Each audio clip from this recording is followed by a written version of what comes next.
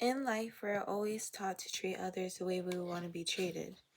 Should people take this into consideration when the death penalty comes into play, though?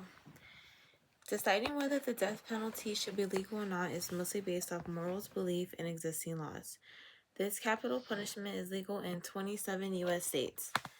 There are 2,092 people on death row in the United States as of January 1st, 2025. I believe that the death penalty should not be used because it costs lives. It can and has executed innocent people and has yet to be shown effective in fighting crime. The death penalty breaches human rights, including the right to life and the right to be free from torture. The main 3 points: deterrent. Exponents argue that the death penalty acts as a strong deterrent, preventing potential criminals from committing serious crimes due to the fear of execution. Retribution. Number 2. This perspective emphasizes that the death penalty is the only just punishment for certain heinous crimes, particularly murder, as it delivers a consequence that matches the severity of the offense. There are closure for the families. Some people that the death penalty can provide a sense of closure and justice for families of victims, allowing them to move forward with their lives. This brings me to talk about this this individual that I came across. Cameron Todd Willingham was an American man who was convicted and executed for the murder of his children after a fire destroyed a home in Texas, killing his 3 young children. Their father was convicted of the murders and put on death row. But was he actually to blame? In December, while the mother was out shopping for Christmas gifts, Mr. Willingham wakes to find in his home in Texas up in flames. Despite his attempts to rescue his 3 daughters, 2-year-old Amber and 1-year-old twins Carmen and Cameron, he was unfortunately unable to save them. When arson investigators inspected the house, they determined Todd deliberately set the fire and charged him with capital murder.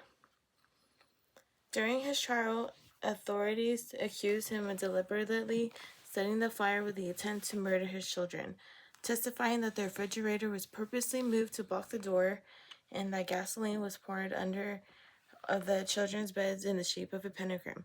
This latter fact is notable as Cameron has a pentagram tattoo and a taste for heavy metal, which at this time was often associated with Satanism.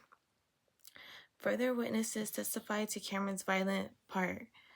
Also, his behavior after his daughter's death wasn't that of a grieving father.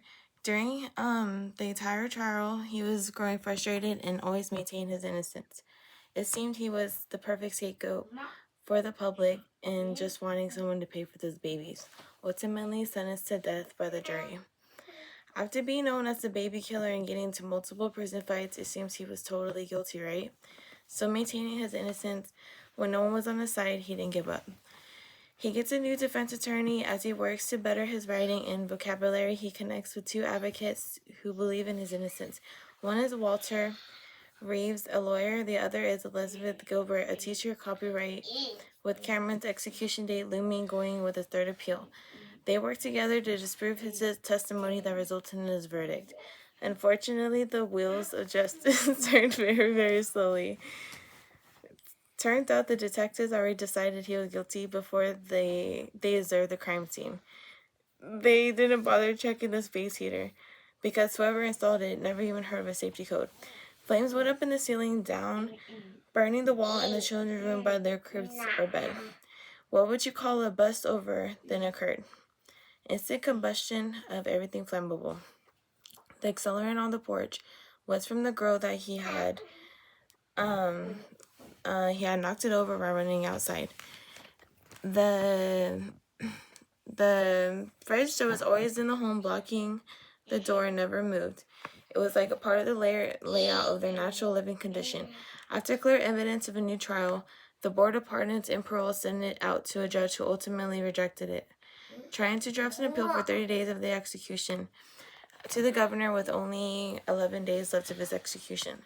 Now with only 5 days left, a man by the name of Johnny Webb wrote a letter admitting that he was forced to testify against Mr. Willingham by the district attorney's office and other officials in that it was a lie, and he was an innocent man about to be executed. The DA folded the letter and put it in his desk. No action to stop the execution did take place at this time. A while this, Cameron grew tired and he admitted he was guilty. Not for killing his kids, but guilty for being unable to save them. He decided that for himself, Willingham spent 12 years on death row for being executed via lethal injection on February 17, 2004, at the age of 36. In 2011, responding to evidence from the 5 of the nation's foremost scientists in Texas, the Forensic Science Commission supported Dr. Hurt's conclusion that the arson evidence was invalid. It ultimately was an unfortunate accident, one caused most likely by a space heater or faulty electrical wiring. While this are the main arguments in favor of the death penalty, there are also significant arguments against it, including concerns about wrongful convictions, racial bias in sentencing, and the potential for cruel and unusual punishment.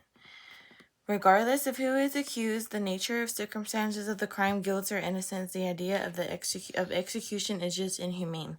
Now I know that there are some scary monsters that are just pure evil, and even though an eye for an eye seems like the most logical thing to do, doesn't make it right to stoop to their level. Allowing them to have an easy way out doesn't seem to make it right either. Instead, live and suffer from your actions and have some sort of rehabilitation.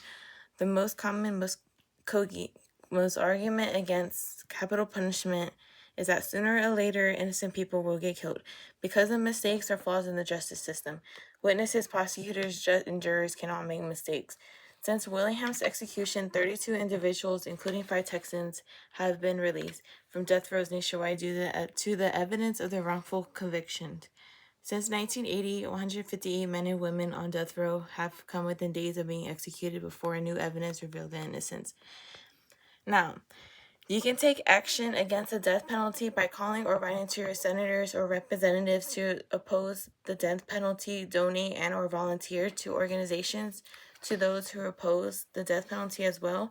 You can also choose to spread awareness and use social media to share posts against the death penalty, even inviting speakers to your school, community center, or faith community and talk about the death penalty.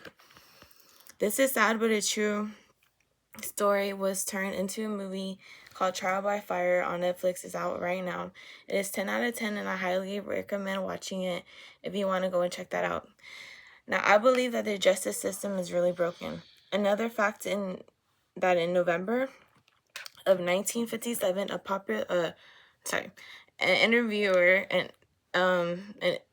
reporter asked Dr. Martin Luther King, "Do you think God approves the death penalty for crimes like rape and murder?"